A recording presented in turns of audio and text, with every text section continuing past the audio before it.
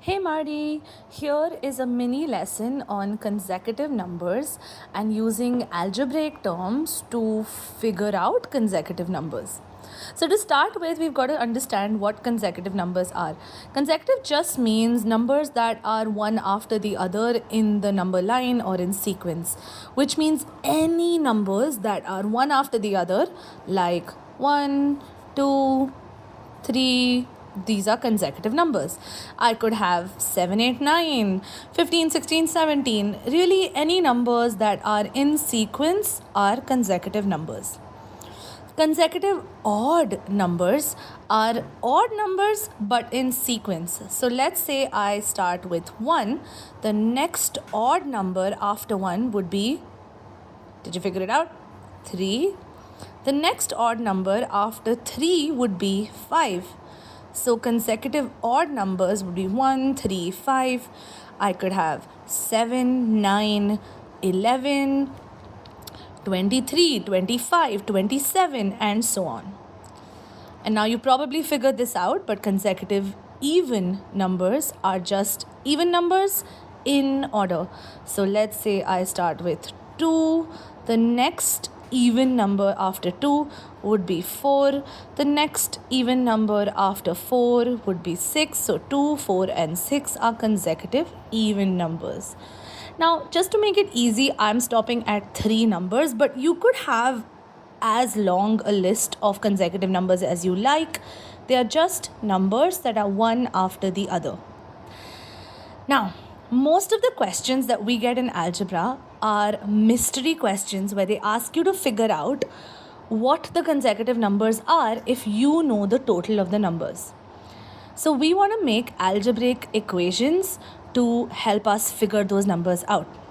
In order to do that, we're going to go back to the very first bit of the algebra unit that we did, which is just recognizing patterns. So let's recognize the pattern of consecutive numbers right here. What do I have to do to 2? What do I have to do to 1 to turn it into 2? I added 1. What did I do to 2 to turn it into 3? I added 1. So you notice how for consecutive numbers, the pattern is just adding one digit more. How about for consecutive odd numbers? What am I doing to 1 to turn it into 3? That's right, I'm adding 2. To convert 3 into 5, I'm also adding 2.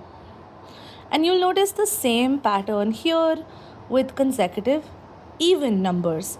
We're basically just skipping that odd number in between and moving to the next even number by adding 2.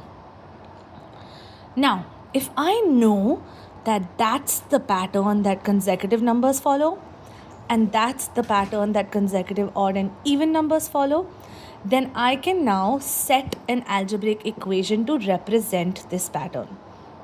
That sounds more complicated than it is.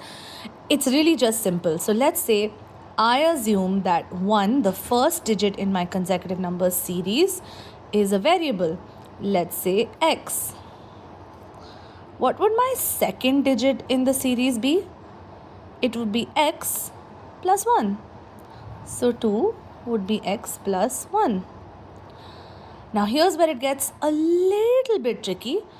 What would this number be, the third number in the series, be?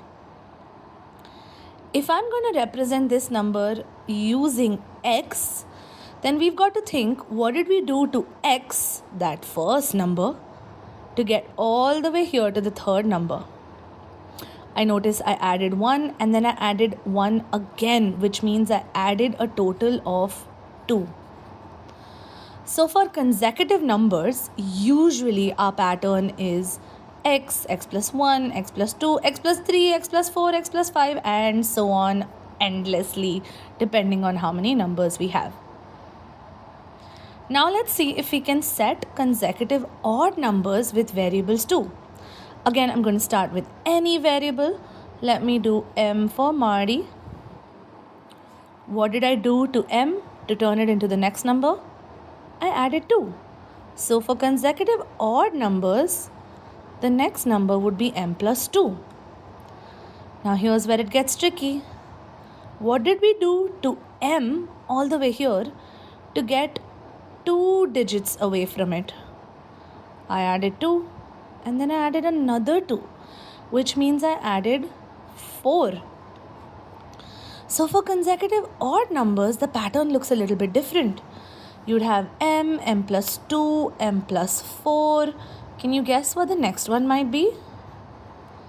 Remember, we're adding another 2. So that will become m plus 6, 4 plus 2. What would the next one be? I'm hoping you figured that out, but that would be m plus 8 and so on.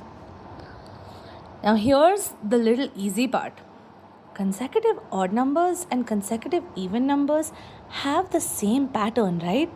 They both have plus 2, which means if I set even numbers in variables, I would pretty much get that same pattern. Let's check and see if that applies. So this time I'm going to use R for Radhika.